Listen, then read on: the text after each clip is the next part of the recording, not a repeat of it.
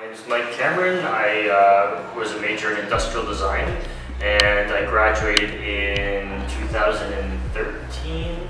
Cosplay negatively affected my my economic standing in life. I barely covered the cost of materials, and that doesn't include the 600 plus hours to actually build the thing. There are people that can leverage it. Again, it comes down to what's your motivation for cosplay. So if you want to become an Instagram celebrity, there are costumes and ways of going about it to do that.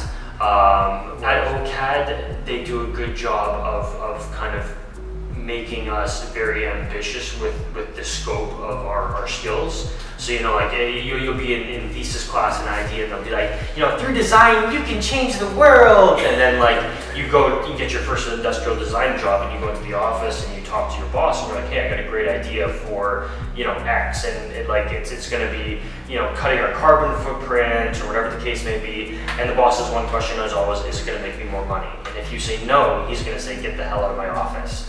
So after a while, I became disenfranchised with the lack of innovation and the lack of true creativity, and a lot of the design process that we were taught in OCAD is kind of thrown by the wayside in the face of expediency. So I had a goal in mind with my cosplay to get into the movie industry, and I always knew that there were certain things that lined up in a very linear fashion as far as going to portfolio, but there are other things that are kind of a dead end when it comes to actually upping your skill and getting into the movie industry.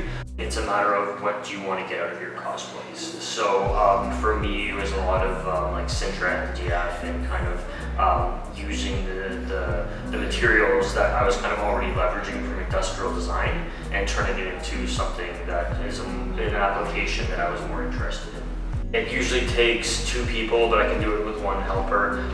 It's about half an hour, so I gotta get my eyeliner on, and it's all kind of runny and stuff like that, which is actually, it's a fun process. But there's a bunch of straps and rigging that go on with it. There's stilts that I wear.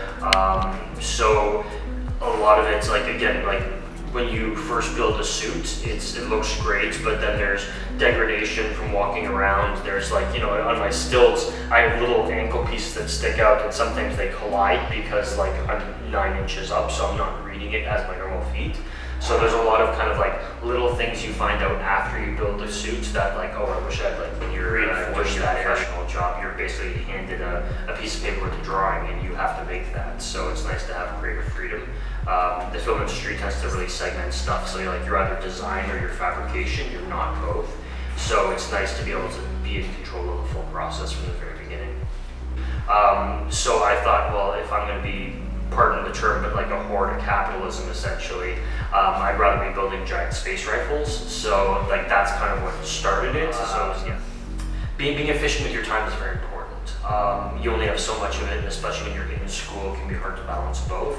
And you need to be focused in what you want out of it. So if you're just doing it for fun, then do whatever you want and enjoy yourself, and that's all it is. But if you're looking at it being a transitional force where maybe you're actually, it might help your career, then obviously you need to be strategic as to what you're building, because, it takes, hundreds of hours to make a suit of armor, and if you're using a material that's not relevant for where you want to be professionally, it's a demonstration of baseline fabrication skills, but not necessarily the specialized fabrication skills for where you might necessarily want to end up. So I would say it's very important to plan out why you're doing something and how you're doing it, just as much as anything else.